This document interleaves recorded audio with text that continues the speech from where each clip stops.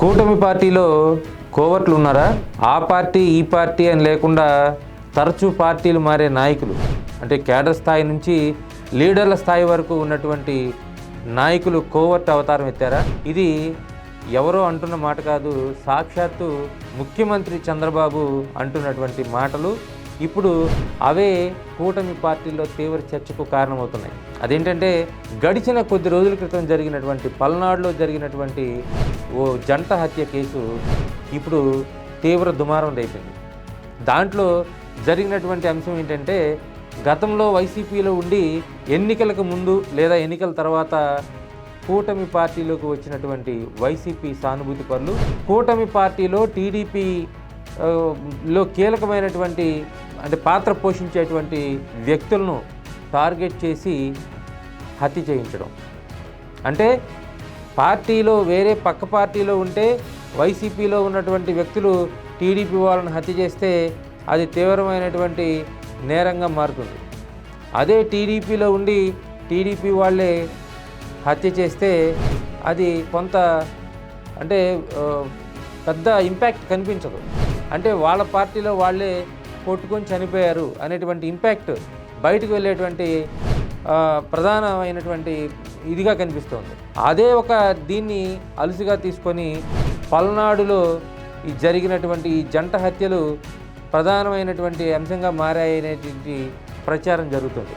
ఎందుకంటే వాస్తవానికి 2019 నుంచి 24 వరకు మాచర్ల అనే ప్రాంతం తీవ్రమైనటువంటి ఉద్రిక్తతలకు, ఘర్షణలకు వేదికైంది. ఇక్కడ పనిచేసినటువంటి పిన్నెల్లి రామకృష్ణారెడ్డి వర్సెస్ జూలకంటి బ్రహ్మారెడ్డి, అంటే 2022 నుంచి ఒక రకంగా చెప్పాలంటే ఒక ప్రశ్న యుద్ధం జరిగింది. అలాంటి వేదిక ఏదైతే మాచర్ల ఉందో, అదే మాచర్ల నియోజకవర్గంలో జరిగినటువంటి జంట హత్యలు కలకలం రేపాయి. దీని వెనకమాల ఉన్నటువంటి వాస్తవాలు ఏంటి, దీని వెనకమాల ఉన్నటువంటి వ్యక్తులు ఎవరు అనే అంశాన్ని వాస్తవానికి అయితే పోలీసులు నిర్ధారిస్తారు, పోలీసులు తేలుస్తారు. కానీ పోలీసులు చెప్పేది ఒక్కొక్క సందర్భంలో చట్టానికి లోబడి ఉన్న వాస్తవాలు అక్కడ వేరేలా ఉంటాయి. ఎందుకంటే వాస్తవ పరిస్థితులు స్థానికులకు తెలుస్తాయి. ఆ స్థానికుల నుండి సమాచారం తీసుకున్నటువంటి ముఖ్యమంత్రి చంద్రబాబు ఈ విధమైనటువంటి కామెంట్లు చేశారా? కూటమి పార్టీలోకి కోవర్ట్లు చొరబడ్డారు అనేటువంటి కామెంట్ చాలా కీలకమైంది. ఎన్నికలకు ముందు ఎవరైతే వైసీపీ నుండి టీడీపీకి వచ్చారో వాళ్ళంతా కూడా ఇప్పుడు గుటకలు మింగాల్సినటువంటి పరిస్థితి ఏర్పడింది. ఎందుకంటే ఎన్నికల తర్వాత ఎమ్మెల్యేల వద్ద, మంత్రుల వద్ద తీవ్రమైనటువంటి వ్యక్తులుగా, అంటే ఒక కీలకమైనటువంటి వ్యక్తులుగా చలామణి అవుతూ వస్తున్న ఈ వైసీపీ నుంచి వచ్చినటువంటి వాళ్ళు ఎవరైతే ఉన్నారో వాళ్ళలో కోవర్ట్లు ఎవరెవరు ఎమ్మెల్యేల సమాచారం, మంత్రుల సమాచారం తీసుకువెళ్ళి ప్రత్యర్థులకు ఇస్తున్నారు. అంటే ఒకప్పుడు వాళ్ళే వేరే పార్టీ నుంచి వచ్చిన వాళ్ళు కాబట్టి అక్కడ ఇక్కడ మేము ఆ పక్కన ఉంటాం, ఈ పక్కన ఉంటామంటూ ఇక్కడ సమాచారాన్ని అక్కడికి చేరవేస్తూ అక్కడ లబ్ధి పొందుతున్నారు అనేటువంటి విషయం ప్రభుత్వం దృష్టికి వచ్చిందా? అందుకే చంద్రబాబు అంత కీలకమైనటువంటి కామెంట్లు చేశారా? కోవర్ట్లు ఉండి టీడీపీలో కానీ లేదా కూటమి పార్టీలోని కీలక నేతల ప్రాణాలు కానీ తీస్తున్నారా?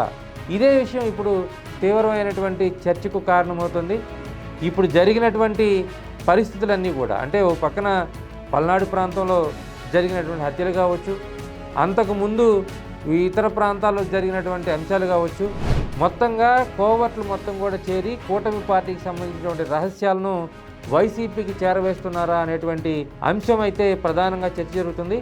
అందులో భాగంగా చంద్రబాబు, ముఖ్యమంత్రి స్థాయిలో ఉన్నటువంటి చంద్రబాబు చేసినటువంటి కామెంట్ను కూడా టీడీపీ వర్గాలు తీవ్రంగా పరిగణిస్తున్నాయి. తమలో ఎవరెవరు కోవర్ట్లు ఉన్నారు, పక్క పార్టీ నుంచి వచ్చింది ఎవరు, కీలకమైనటువంటి స్థానాల్లో ఉందెవరు, కీలకమైనటువంటి సమాచారాన్ని ప్రత్యర్థి పార్టీలకు ఇస్తుందెవరు అనేటువంటి విషయాలను ఆరా తీస్తున్నట్టుగా మనకి సమాచారం ఉంది.